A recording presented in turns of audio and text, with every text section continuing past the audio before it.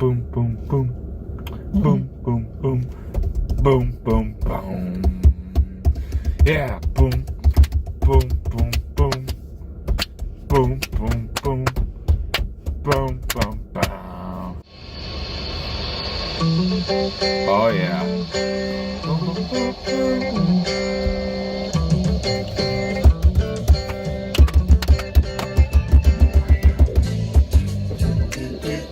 All right, here we go.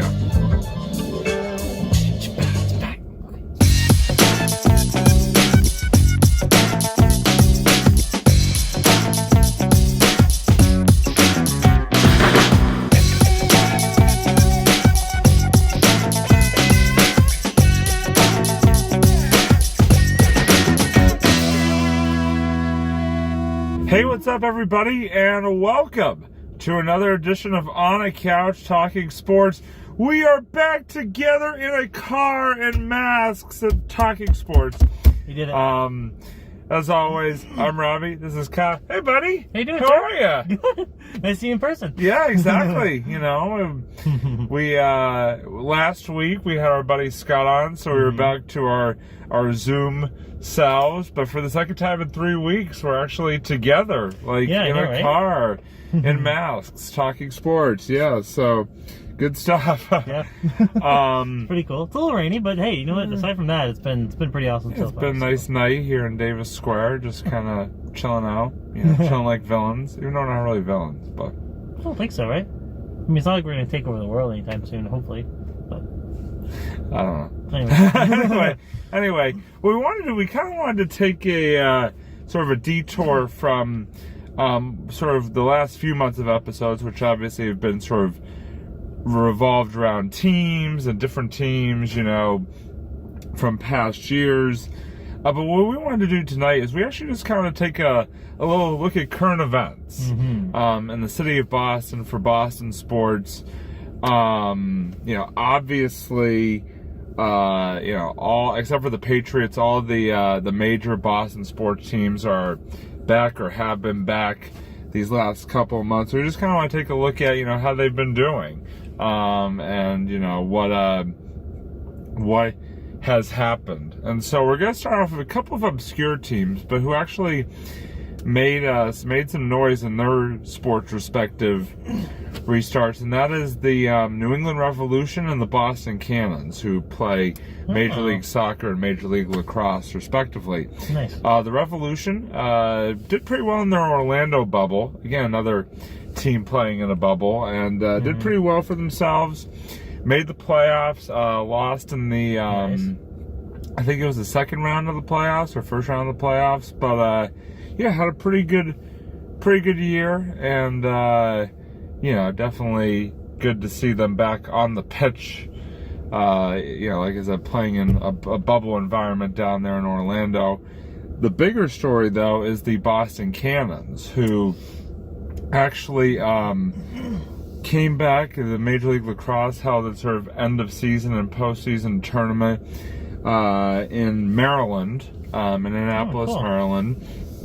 And the Boston Cannons actually won the Major League Lacrosse championship, defeating Denver in the championship game. So a big shout out and congratulations to them on just a superb accomplishment.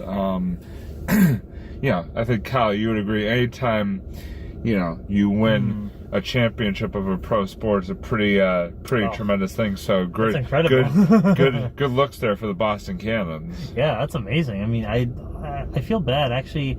I did not know the Revolution and the Cannons were actually still playing, and I had no idea that they won until you told me. So congratulations, guys. I apologize. I think I feel like I've been following a little more the main sports, you know, the four sports, but I kind of lost track a little bit with the Revolution and the Cannons.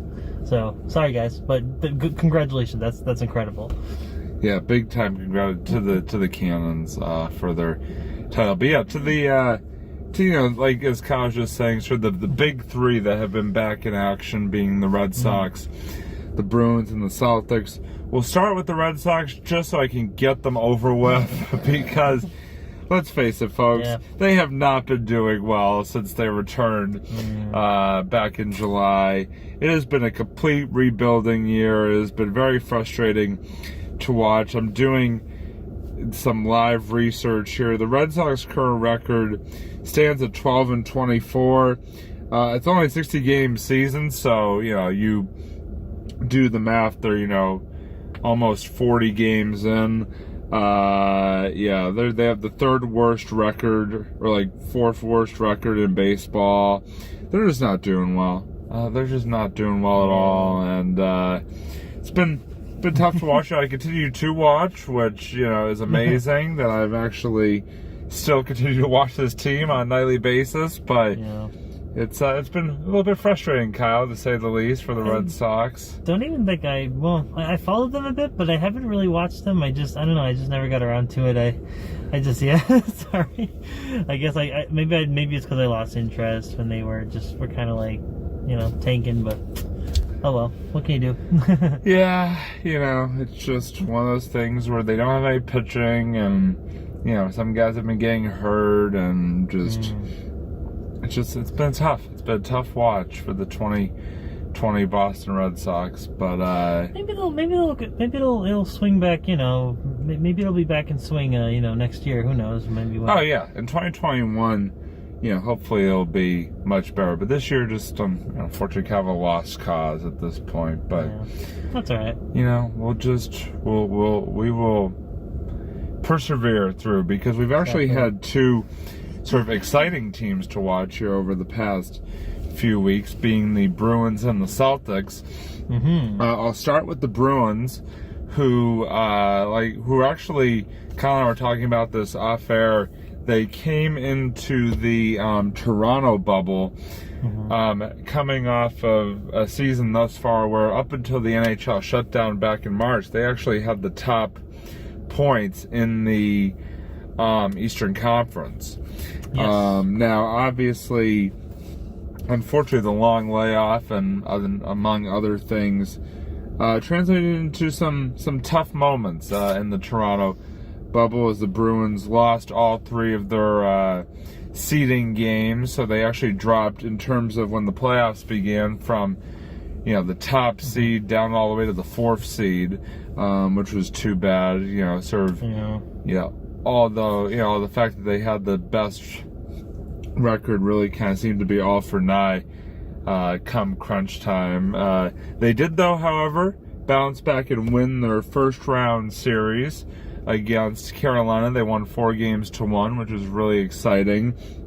But it's funny, they actually won the first game of the second round series against Tampa Bay. Oh, nice. But unfortunately, after that, kind of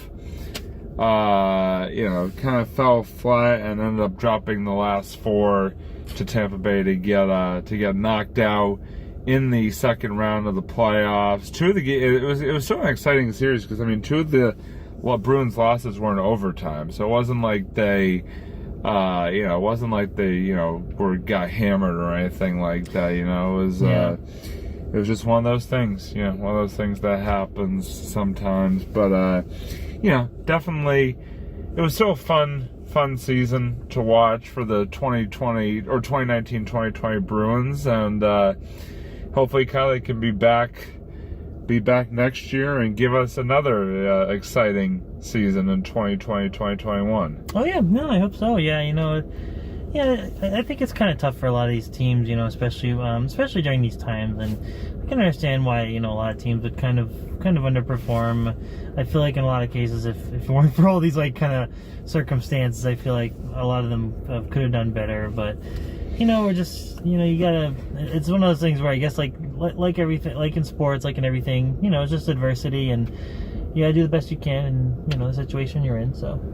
Yeah, and, one of the big news stories to come out of that was, in the first round of the playoffs, Kyle's favorite Bruin, Tuukka Rask, made sort of a decision to opt out after a couple games of the Carolina series, and I heard about that. Definitely, made it a little bit tougher, but the team, at least for the rest of that series, was sort of able to persevere and get the job done. But like I said, just sometimes, stuff happens, and just you can't win them all. And I had high hopes, I guess, for the Bruins after last year's tough loss in Game 7 in the Cup Finals. That by at the end of the day, you gotta win the games, and fortunately the Bruins just could not do that. So again, like I said, obviously a big thank you to the Bruins for a fun season, and great ride, but at the end of the day, just couldn't get the job done. So they will move on and get ready for 2020, 2021. But there is one team to certainly raise hopes and excitement in the city right now, and that's the Boston Celtics. Yes. The Boston Celtics, who are in Orlando in their own bubble, and who are actually they played 8 seeding games to sort of finish out the regular season in Orlando. Went 5-3, so that was pretty good. There you go. And then they have actually not yet lost a playoff game. They swept Philadelphia in the first round and are now currently leading Toronto 2-0 in the Eastern Conference semifinals. So very, very exciting time to be a Celtics fan, and I hope that we obviously hope that they can keep it going here, into a much deeper run, and maybe even a championship. You never know, but things are looking good for the Celtics right now. Oh my God, yeah, easily. Like it's probably one of the best seasons I think they've had in quite a while, right? Just in general. At least just the last couple months, the last month or two has been pretty amazing. That's for sure. Oh yeah, no, I've been keeping track of it with my friend Ben back at home, and who's oh wait, no, sorry, I'm thinking of a different show. Sorry, I was gonna bring up that Ben wrote the trivia questions, but I was on a completely different show. So never mind. That's right. You could do a little shameless plug. Okay, here. Screw it. Shout out. I'm doing a nice shout out to Robbie and Doug's incredible show, Sports Blitz, and we had this incredible trivia battle. It was amazing. Each of us brought in 10 questions, and sports movie trivia battle. Sports movie awesome. trivia. Yes. And it was funny because on my end of things, I actually I asked my friend Ben, who I think I've mentioned before. He's never been on a couch. I've been trying to get him to come on a couch, but he's a little camera shy. So Ben, you gotta come on, man. We have fun here. We're not. Nobody's gonna judge you. Exactly.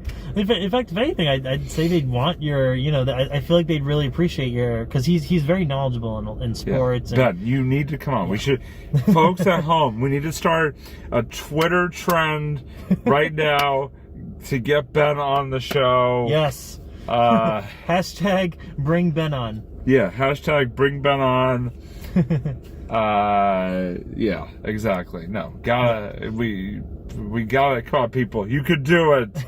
Hit those tweets. Yes. But he actually asked him. All 5 of you. 5, maybe 4. Yeah. Are we down to 4 now? I don't know. But so when I was guest starring on their show with the trivia battle, I asked Ben to help me out with the movie questions, and he had so many incredibly crazy awesome movie questions, and all the questions actually I feel like we had were really tough. There were some pretty easy ones between us, but then I feel like that's kind of what I liked about it. It really kept us on our toes because we didn't know what we were going to ask. Doug somehow pulled the correct answer out of his butt at one point. I still don't know how he got that answer correct. That was unbelievable. Yeah, Doug it was what was it? It was somebody's number. It was somebody's number, and he had no idea what they were. So he did all this oh, you know what it was? No, you know what it was? Really it was Forrest Gump's number in Alabama in the movie. And also I think it was it Ray Finkel's jersey number in Ace Ventura? Yeah. For the Dolphins, and it was just amazing. And I'm sure you guys remember Doug too. He came on our show a bunch of times, and great guest. Yes, so great amazing. Guest. He'll be back soon. So yeah, definitely. Thank you for that shameless plug. Yeah, no problem. That was so much fun. I had to bring it up. So. Definitely should watch.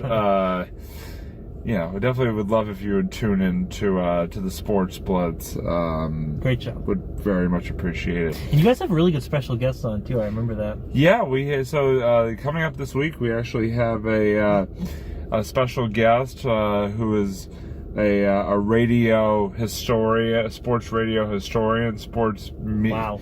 media historian. So looking very much forward to it. So yeah, definitely you can check that out in the very near future. Celtics.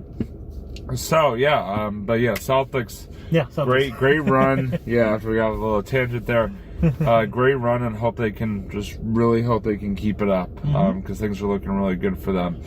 All right, so that's sort of rounding out sort of the update on where things stand in terms of Boston sports right now. So we're going to begin to wrap up this episode, and I'm going to now toss it over, and I can actually do it literally now because he's sitting right next to me, to my good old buddy Kyle, who will bring us another edition of the Sue's Reviews. Kyle, what have we got this week? All right, so I actually wanted to do another kind of different way of just another different kind of review. So I had because I love listening to music, and I am so passionate about music, and I love looking for new artists and stuff like that.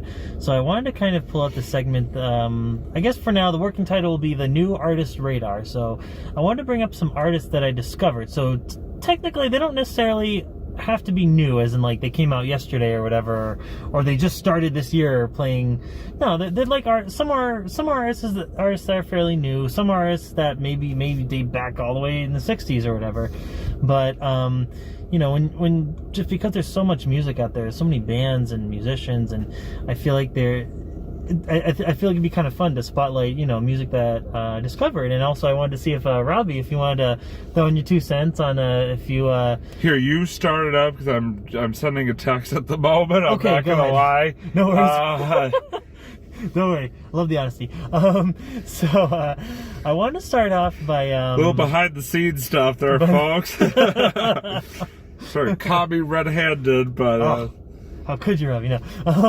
So I wanted to start off by so I had figured out a band. This was funny because I went to Newbury Comics for the first time in I can't even remember how long, because they had opened up the really big one. All right, I'm back. Here you are. Hey. And so I had bought a vinyl of a band that I just kind of took a chance on. I had no idea who they were. They're called Two Door Cinema Club, and I had never listened to their music before. And I tried it. I was able to actually also download the MP3 because, fun fact, a lot of vinyls you can get, they actually come with like an MP3 card, so you can just throw them on your iTunes or whatever. Even though nowadays, everyone has Spotify, so you can just find them there too. So I don't have Spotify personally, but I do have iTunes, and so I you definitely. have Apple Music though, right? No, on my phone. Yeah, there you go. Doesn't that do streaming too, like Spotify, or? I rarely use it though. Oh, okay, fair enough. But yeah, so it's like, I'm sure, however you listen to music, there's a lot of really cool ways. And honestly, just kind of going in completely blind, having no idea what this band sounded like, I was very impressed by them. They have this kind of electronic sound, kind of like this electronic alternative rock indie vibe, and I really liked it. I think it's a great band if you really like bands like the New Pornographers. I know. Or whoa. Okay, go. Family show here. Family show. Actual band name. No, I know. I know. I have to be wait, just so people don't. Just so people. Hey don't now, think I'm woo! that is an actual. Is it getting hot in here? What's happening? Why are these windows fogging up all of a sudden? Oh no!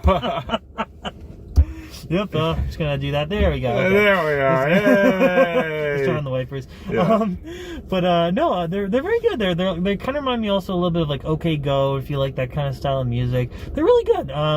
The track I really recommend is Are We Ready? I think that's the name of it. The first track of the album. It's called I already forgot the album name. Jeez. Okay. Anyways, but I also found out to kind of go back into an older band. I had actually also discovered this band called the Moody Blues, and I'm sure a lot of people know that one because that's a very established band. They've been around since I think the 60s, 70s. And Oh, Moody Blues, I love them. yeah, right? Yeah, you know them. There was a song that I grew up like. I'm sorry, I don't mean to. No, go ahead, dude. This is the whole point of the There segment. was a song that I grew up. I'm blanking the name of it. Hold on, it's right on the tip of my tongue. I'm gonna have it. Oh, it was called "Forever Autumn," and it was Yes. it was like a song that like I started listening to when I was like in elementary school. I remember. Oh, nice. My dad played it for me, and it's a really. I still listen to it to this day. Yeah. So Yeah. Moody Blues, yes, good, very good, very good. It's so good. Like they got so many great songs. They got Question. I think Question's probably my favorite at the moment. But they also have like I think it's like White Satin or Satin Nights or something like that. That's also really good. I think there's Tuesday. If you just look at their playlist, just check them out. Even just if you want to just kind of start by looking at their greatest hits, and then you can kind of go album diving, which is what I love doing personally. So those are personally two of my favorite bands that I discovered that I really enjoyed. Two Door Can Cinema Club. I do two? And yes, of course you can. No. What? When you're done, I'll let Yeah, you. of I'll course, let you dude. finish. Yeah. That's the whole point. Now, I wanted you to throw your 2 cents in as well. So, those are pretty much the two main ones. I'm gonna come back next time because I like to discover new music every now and then. Oh, and also just a quick third mention. I wanted to throw in there the Spinners. They had a really great song The called Lowell Spinners. The Wolves. Yeah, the baseball team. You didn't know they were a band? They were also a band on the side, apparently. No. They had- but this band called the Spinners, they were around since like they've been around like the 70s, 80s, and they had this great song, "Working My Way Back to You." I'm sure you guys know this one. This was originally made famous by Frankie Valli in the Four Seasons, but then they came in because Frankie Valli was more in the 60s, 50s, 60s, I think, and then the Spinners came and they just nailed this song. They just came in and they just like blew the lid off this song, and then it was incredible. Like their remix. You could say they hit a home run with it. So yeah, so those are some bands that I was kind of getting more into, and because the Spinners is more, for those of you who don't know, that they're more of like kind of a 70s kind of funky kind of, they're like a soul kind. They're just really good. You just gotta check them out. So anyways, It's interesting because like you bring up the Moody Blues kind of took me back to my childhood a little bit. I just sort of want to bring up a couple of sort of under the radar, maybe more under the radar artists that I grew up listening to who are both unfortunately passed on by now. Kyle probably will know one of these. The other one is a little bit more, like I said, under the radar. The first that you might have heard of before is Robert Palmer. Yes, I've heard the name. That's one I haven't really heard his music as much. But I gotta check him out. Yeah, he is a really, I should say, R.I.P. Was a really talented singer. Had a lot of hit music, like Doctor, Give Me the News. I got a that's bad him. Case of Loving You. Yeah, that's a great song. Simply Irresistible. Okay. Just to name a couple. I always really enjoyed his work. Okay. Like I said, just his songs always had a good, like real beat to them and good, really, a lot of them get you very excited and sort of, Mm-hmm. And the other one is an artist, again, sort of, he unfortunately has passed on, by the name of Elliott Smith. Elliott Smith was a younger singer. He unfortunately kind of passed away kind of young. R.I.P. as well. Yeah. And again, had some really good songs. One of my favorite song by him would definitely have to be a song called Question Mark. Really kind of a cool song. I'd play it right now, but I'd play it on my phone right now, but I really don't want to do copyright. But check it out. Baby, also another song that I really liked by him is called Baby Britain. So again, there's just a couple. You bringing up Moody Blues sort of took me back to my childhood. And, just sort of thought of a couple of sort of lesser lesser known artists I wanted to bring up, because obviously, there's the A-listers. Like, I know growing up, my favorite band was always NSYNC, but I mean, I'm sure everybody and their grandmother has reviewed NSYNC or listened to NSYNC, or Backstreet Boys or whatever. If you're a 90s child, like I am, and like how it pretty much was, except for a couple months. If you're growing up in the 90s, that was kind of like the go-to in terms of popular artists and tracks. So, those were kind of just a couple that came to mind when you were sort of going through yours. Nice. So thank you for including me as always. No, anytime, dude. I like doing that. I like kind of having that back and forth, in these review segments, and I'm trying to like get some different kind of like styles of reviewing. I want to try to open up more too to also different, like, not just like movies and games, but also maybe music, or I'll think of some more stuff in the future. But thank you for joining me. No problem. Thank you. And so now it's time for my final thoughts. And actually, it's interesting because I kind of want to get your kind of 2 cents on this issue as well. As you probably have heard, folks watching at home, and Kyle, this past week, the week before the week we're in right now, there were a couple of days where the NBA and the NHL postponed some games, and the MLB as well, because the players decided that they wanted to boycott, the night of games due to the continued issues regarding, police brutality and police, violence against people of African American descent. And it was really our buddy Jerome is here. Yeah, let's go. It's come on in. See, tell him to come in. We'll give him a little guest spot as we finish up here. Hey, Jerome, we're just finishing up, and we want we definitely wanted to welcome on our special surprise end of show guest. Our buddy Jerome is back. How are you, Jerome?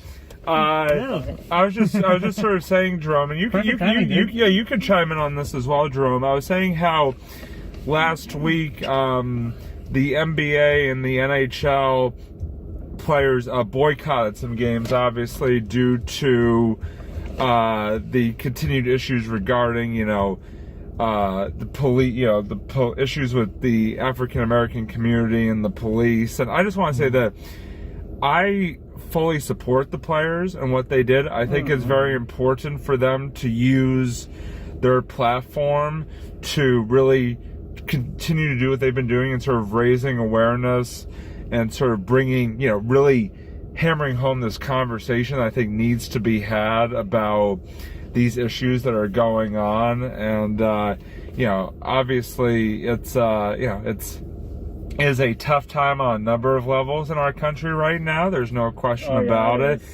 And I just want to say, I did a lot of thinking about it, and I really do support the why and the way in which they went about doing it. I think even though I love watching sports, I love for them to do that for that reason, I think is very justified. So just as long as I have you two here. Just sort of any, Jerome, since you sort of hopped in the car, just sort of your take from sort of another the outside perspective, or no, just another point of view. Okay, that's fair, sure. From a different point of view, I'm not a big NBA player. I'm not a big sports person, but I totally believe what the NBA is doing, or any other athlete for that matter. Anyways, they've used their platform and their influence to actually help this cause of like the whole systemic race issue that we do have going on in this nation that's been going on for, probably since the beginning. Been established. It's always been a thing and it has never been addressed. So like the players who are using like their platform, and not even the platform, like, because correct me if I'm wrong here, did the NBA like just cancel? They didn't cancel the season. They no, they didn't cancel the season. They just canceled like at least 2 or 3 nights of games. Okay, that makes sense. Okay, yeah, I mean, in the long term, I don't think, I feel like that is an okay thing and a good trade-off, and I'm totally for all of it right now, as it should be. What they're doing to, raise their awareness, and more importantly, it's just, really what the social influence is. And so they are having an impact. People are recognizing this. and hopefully it gets more people to be more active and like actually really get stringent on the local police force or even like the local politicians, any way that and like it hurts like any communities in general. You need to address these problems, and I feel like what's happening right now is actually it's a good thing about what the NBA is doing, and I'm totally for that. Yeah, I completely agree. Kyle, I just want to get your take as well. I mean, I think you guys said it best. No, I completely agree as well. You know, if you really got to speak out against this stuff, and you got to do what you got to do, and you know, this really has to end. This whole, you know, it's just everything. Sorry, I just get so frustrated with when you know all these like issues start rising, and it's just like, you know, it really should be simple. Like just racism. This should not be a thing anymore. It should. We're in 2020, guys. Exactly, you know? it's 2020. It shouldn't be like an issue. It should be a non-issue, really. Yeah. That's going to. And you know, you don't have to. I get it. You don't have to love everyone. I know everyone has all their point of views and everything, but at the very least, just learn to respect each other. You know, I feel like that's really what we gotta strive for at the very, very least. Be a sympathetic human being, and don't be a dick. Exactly. If everyone follow those rules, then we'll be at a much better place as a society. Right? We wouldn't have all these problems, you know? If we didn't have these problems, then like, then everything would be going smoothly. To paraphrase the document that really started our country, the Declaration of Independence, and I'm gonna obviously adjust some words here, but we hold these truths to be self-evident that all people are created equal. And that is what really just people need to really just it's tough to find the words. We're all people, you know, we all, you know, we equality, basically plain and simple. And I think that is something that, you know, we as a country need to continue to get better at. And so exactly in all aspects. Right. Because I just heard this really quickly. I'm sorry. I was on my break at work, and I just heard this story about this poor young kid, this girl, this African American girl, and she got beat up by this other kid, this white boy, and he just because, you know, she said I believe I don't think I have the exact quote with me, but she said, you know, I'm black and I'm proud, and this boy just like was bullying her, and he just beat her up for saying that, and it just really, you know, as a teacher, it really, that kind of stuff really pisses me off, and it scares me that kids are learning this, and that they're thinking like this. You know, that should not be a thing. And I wish people could really crack down on this. And just it starts really, at the top. Exactly. Not to get too far, you know, down the political rabbit hole, but it really starts at the top these days, and it's really a shame that it has come to this. It also falls a lot of offense like on just how our community has like perceived things, and like this kid, you said this kid bully. I'm not gonna say anything against like this family or his parents, but like parents also have a major issue on influencing on how you grow to be a person. Absolutely. But then again, hate is a learned thing. It's not, no one's ever born with hate. So true. Good point. It's that we're grown up into, like this kid, and I don't know who he is, and I don't know what the article is about, but and unfortunately he has like those standpoints and those views, and he needs like people like that. There's so much sympathy you can give out for that, but it's someone that needs to be really more educated. Throughout. Exactly. Yep. It's definitely true, and we stand with the professional athletes and just people all over, and really just crying out for people to take this stuff more seriously, so we don't like to get too political on the show, but I think sometimes it's important to really sort of stand up for for what's right and really have the tough conversations. Stand up for injustice. Absolutely. Everything that causes going for, like all Black Lives Matter, like that's all, everything that it stands for. I believe, and most people do believe, it's in the right. That's how it should be. It's in the right. I know, absolutely, absolutely. No, I completely agree. Thank you, Jerome, for hopping on. Always. Thanks for getting that tail end. Yeah, no problem. Always happy to have you. And that's going to wrap it up for this week's edition of On a Couch Talking Sports. For Jerome and for Kyle, I'm Robbie, and we'll see you next time. See you, everybody. Stay safe. See you guys. Bye. All right, good.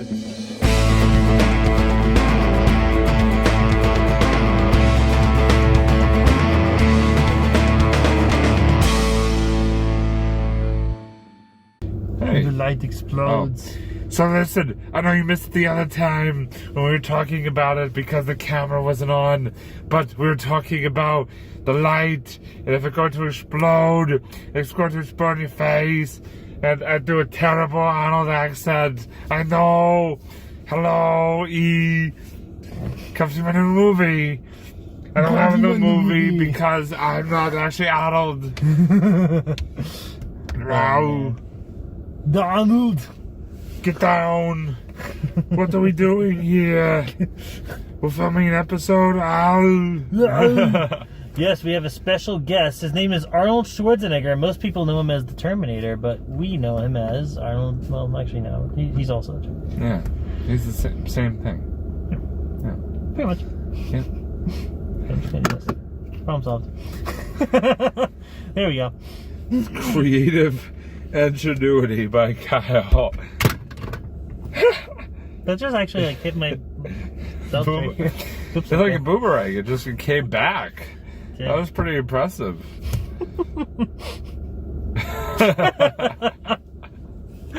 That's life, man. Life in 2020. Yeah. Yeah. Woo! All right.